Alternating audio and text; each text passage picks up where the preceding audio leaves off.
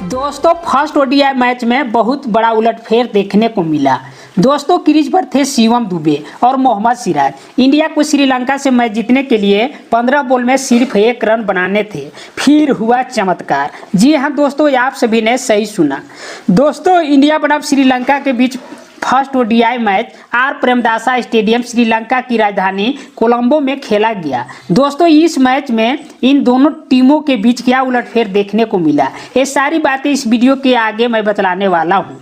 दोस्तों इसके लिए आप सभी को इस वीडियो के एंड तक बने रहना पड़ेगा।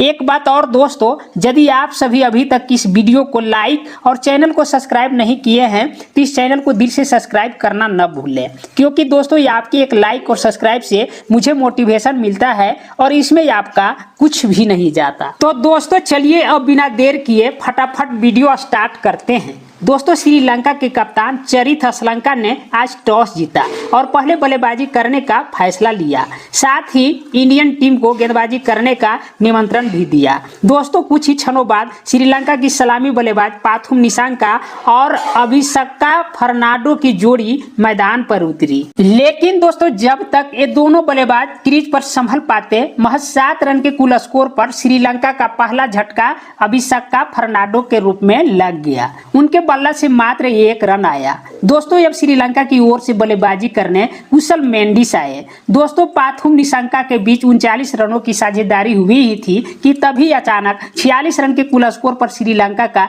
दूसरा झटका कुशल मेंडिस के रूप में लग गया। उनके बल्ला से मात्र 14 रन आया। दोस्तों अब निसांका का साथ देने संदीरा समरविक्रमा आए। इन दोनों के बीच 14 रनों की साझेदारी हुई ही थी कि तभी अचानक 60 रन के कुल स्कोर पर श्रीलंका का तीसरा झटका संदीरा समरविक्रमा के रूप में लग गया। उनके बल्ला से मात्र 8 रन आया।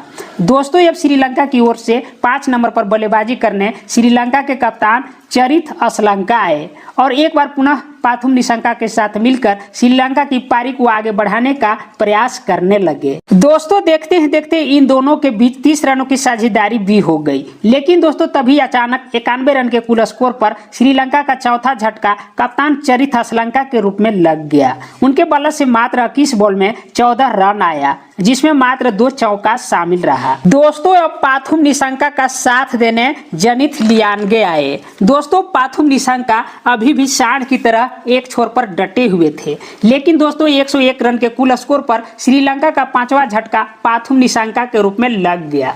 उन्होंने अपनी टीम के लिए 75 बॉल में 56 रनों की शानदार पारी खेली, जिसमें 9 चौका भी शामिल रहा।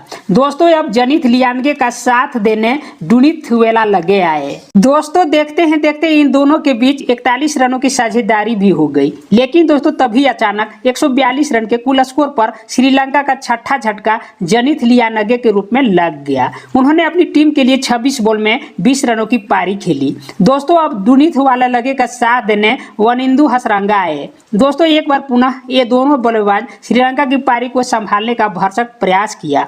दोस्तों इन दोनों को कामयाबी भी मिली और देखते हैं देखते इन दोनों के बीच 36 रनों की साझेदारी भी हो गई, लेकिन दोस्तों 178 रन के कुल स्कोर पर श्रीलंका का 7वां विकेट वनिंदु हसरंगा के रूप में लग गया। उन्होंने अपनी टीम के लिए 35 बॉल में 24 रनों की पारी खेली। दोस्तों अब डुनित हुएला लगे का साथ देने अकीला दंजाया आए। दोस्तों एक छोर थे डुनित हुएला लगे तूफानी पारी खेल रहे थे, वहीं दोस्तों एक छोर से अकीला दंजया उनका साथ दे रहे थे, लेकिन दोस्तों 224 रन के कुल स्कोर पर श्रीलंका का 8वां झटका अकीला दंजया के रूप में लग गया। उनके बल्ला से मात्र 17 रन आया।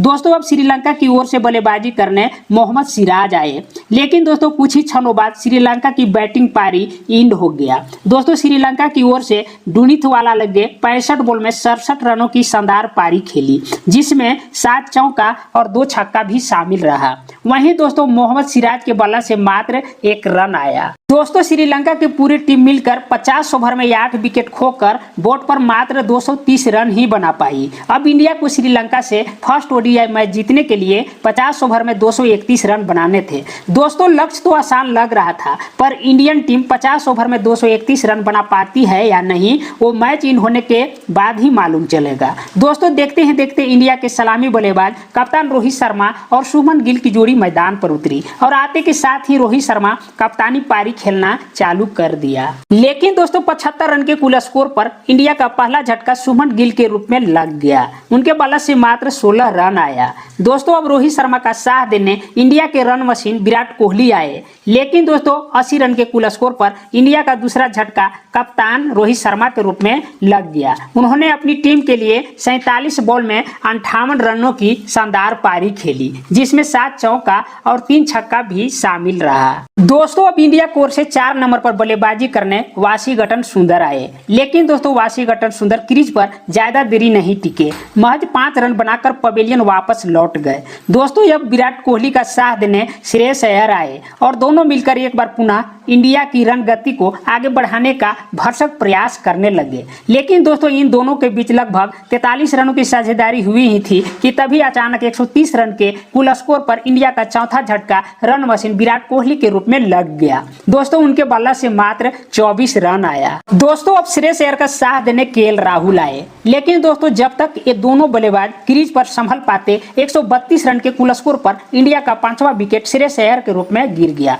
दोस्तों अब इंडिया की ओर से बल्लेबाजी करने अक्षर पटेल आए और एक बार पुनः इंडिया की पारी को आगे बढ़ाने का भरसक प्रयास करने लगे।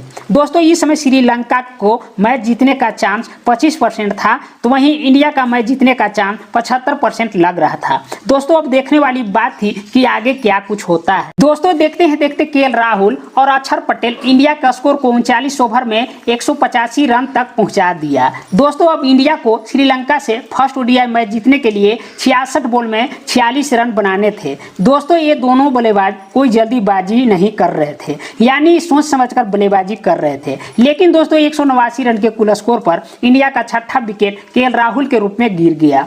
दोस्तों उन्होंने इंडिया के लिए 43 बॉल में 31 रनों की शानदार पारी खेली, जिसमें 2 चौका भी शामिल रहा। दोस्तों अब अक्षर पटेल का साथ देने शिवम दुबे आए। लेकिन दोस्तों 197 रन के कुल स्कोर पर इंडिया का 7वां झटका अक्षर पटेल के रूप में लग गया। दोस्तों उनके बल्ला से 57 बॉल में 33 रन आया। दोस्तों अब शिवम दुबे का साथ देने कुलदीप यादव आए। लेकिन दोस्तों कुलदीप यादव भी क्रीज पर ज्यादा देरी नहीं टिक पाए, महज 10 बॉल में 2 रन बनाकर पवेलियन वापस लौट गए। दोस्तों अब 10 नंबर पर बल्लेबाजी करने मोहम्मद सिराज आए। दोस्तों अभी भी इंडिया को श्रीलंका से मैच जीतने के लिए 28 बॉल में 17 रन बनाने थे और श्रीलंका को मैच जीतने के लिए मात्र 2 विकेट चटकाने थे। अब मैच किधर जाएगा अभी भी कहना मुश्किल था, यानी कि दोस्तों मैच किधर भी जा सकता था। दोस्तों इंडिया की ओर से केवल शिवम दुबे ही मैच जिता सकते थे, बाकी मोहम्मद सिराज और अर्शदीप सिंह से ज्यादा उम्मीद नहीं कर सकते थे। दोस्तों यदि शिवम दुबे का विकेट गिर जाता तो इंडिया के ऊपर दबाव आ सकता था। ऐसे में शिवम दुबे को मैदान पर खड़ा रहना जरूरी था। दोस्तों अभी भी इंडिया को श्रीलंका से मैच जीतने के लिए 15 बॉल में 1 रन की आवश्यकता थी कि तभी अचानक 230 रन के कुल स्कोर पर शिवम दुबे चरित्र श्रीलंका के बॉल पर बोल्ड हो गए। हालांकि उन्होंने 24 बॉल में 25 रनों की शानदार पारी खेली। दोस्तों अब सिराज का साथ देने अर्शदीप सिंह आए। लेकिन दोस्तों श्रीलंका के कप्तान चरित्र श्रीलंका ने अर्शदीप सिंह को भी बोल्ड कर दिया और इस तरह से इंडिया से हारा हुआ मैच को श्रीलंका की टीम टाई करा दिया। दोस्तों आज के मैच में श्रीलंका के प्लेयर डुनीथ वाला लगे को प्लेयर ऑफ द मैच दिया गया। दोस्तों यदि यह जानकारी आप सभी को अच्छी लगी तो इस चैनल को दिल से सब्सक्राइब करना न भूलें। धन्यवाद।